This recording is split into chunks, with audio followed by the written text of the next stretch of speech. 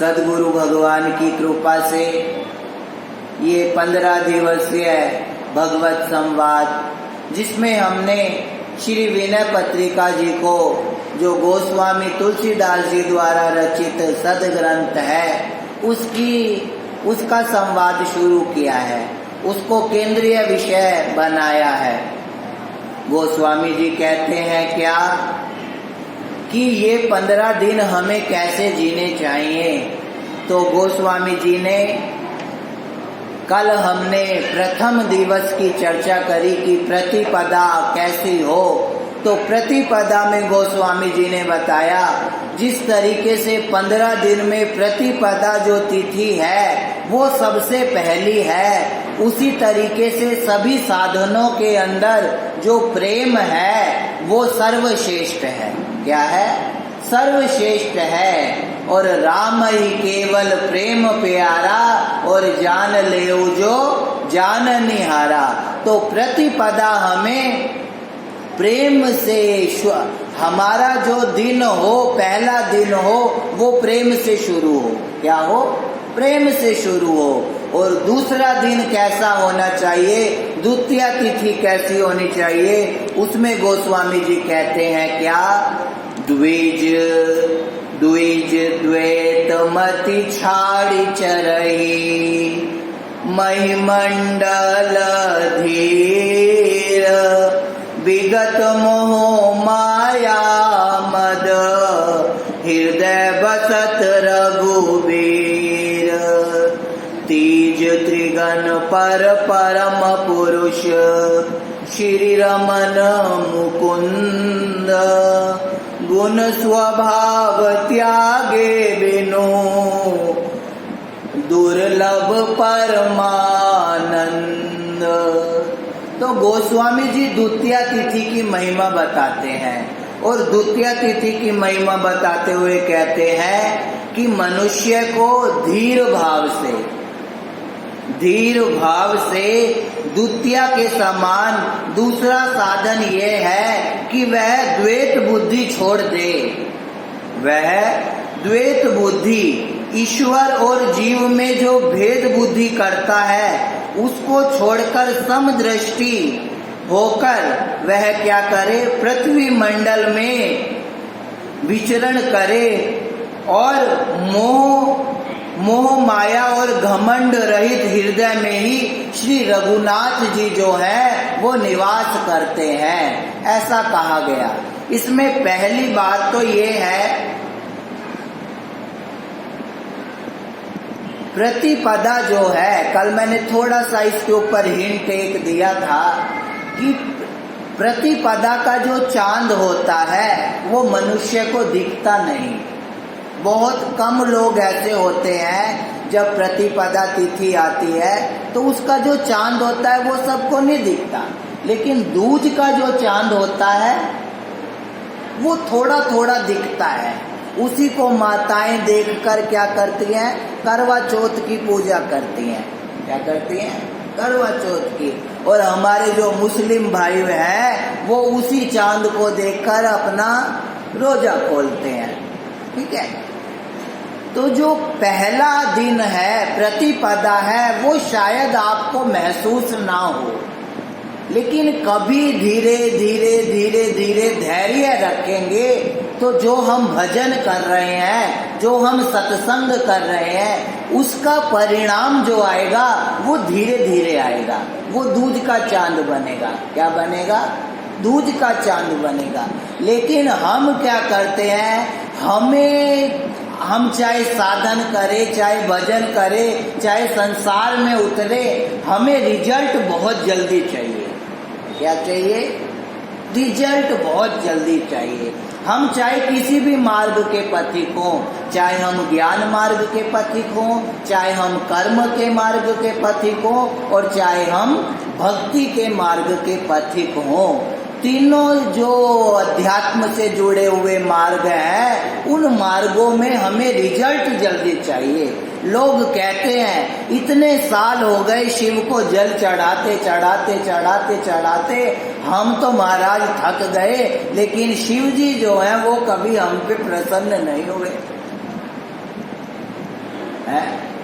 शिव जी हमारे पे प्रसन्न नहीं हुए।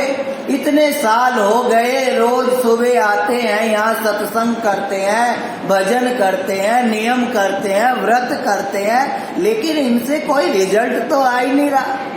देखो, भगवान जब आपके ऊपर कृपा करता है ना, तो वो क्या देता है पता है? भगवान जब हम पे कृपा करता है तो आप सोचते हो भगवान हमें संपत्ति दे देगा। क्या देगा? संपत्ति।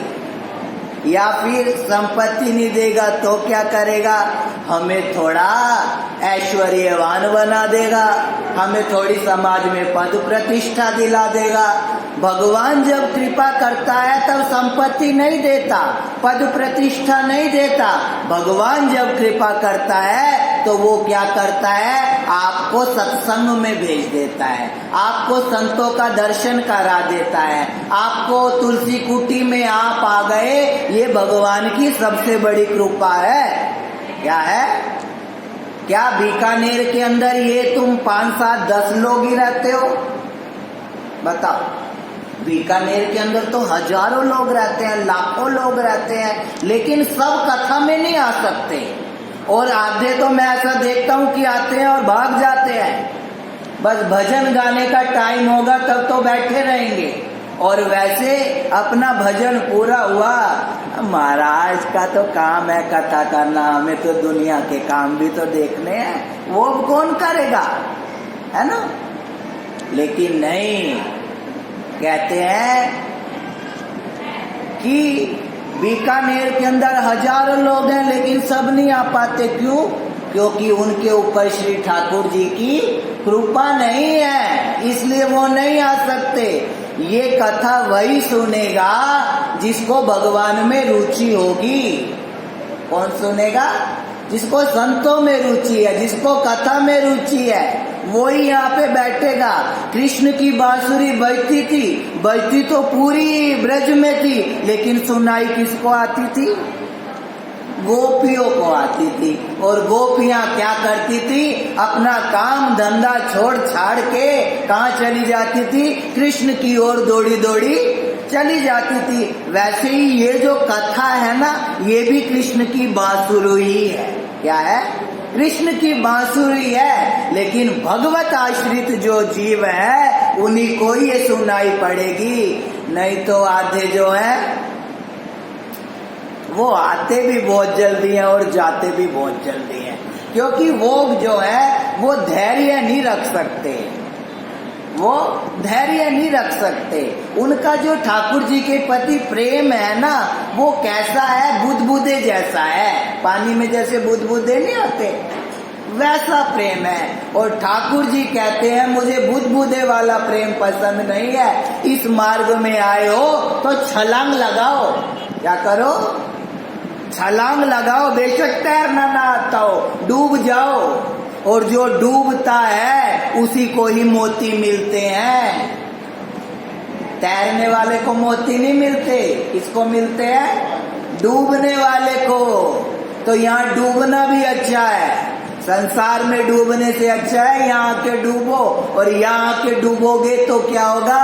राम नाम रूपी मोती मिलेंगे। और उन राम नाम मोतियों से हमें क्या करना है? उन्हें अपने हृदय में प्रतिष्ठित करना है। लेकिन वो तब ही मिलेंगे जब आपके जीवन में धैर्य होगा। क्या होगा? धैर्य। लेकिन सबको फटाफट काम चाहिए। कहते हैं जन्म जन्म मुनि जतन कराई और अंत राम आवत कह नाई। भक्ति मार्ग जो है, अध्यात्म जो है, वो तो प्रतीक्षा का मार्ग है। क्या है? प्रतीक्षा का मार्ग। शबरी के गुरुदेव ने कह दिया मतंग ऋषि ने क्या? कि तू बैठे रहना। क्या करना? बोलो। बैठे रहना। तुझे अयोध्या जाने की जरूरत नहीं है, तुझे चित्रकूट जाने की जरूरत नहीं है, तुझे मिथिला जाने की जरूरत नहीं है, तुझे किसी तीर्थ में जाने की जरूरत नहीं है। तू क्या करना? बस यहीं बैठे रहना। और एक दिन क्या होगा? जो अयोध्या में कनक भवन के अंदर राम जी बैठे हैं ना सीता जी के साथ, लक्ष्मण के साथ, वो क्या करेंगे? तुझे खोजते खोजते क्या होगा? वो तेरे पास आएंगे, वो तेरे पास आएंगे, तुझे कहीं जाने की जरूरत नहीं है। और मैंने ऐसा कहीं नहीं पढ़ा कि मतंग ऋषि ने शबरी के कान में कोई मंत्र दिया हो, ऐसा कहीं नहीं लिखा। बस यही कहा कि तू बैठे रहना, और उसने अपने गुरु के वचन को माना, और गुरु के वचन को पूरा करने के लिए जो कनक भवन के अंदर राम जी बैठते हैं ना, उनको उनके पास आना पड़ा। तो प्रतीक्षा जीवन के अंदर बहुत जरूरी है, धैर्य जीवन के अंदर बहुत जरूरी है।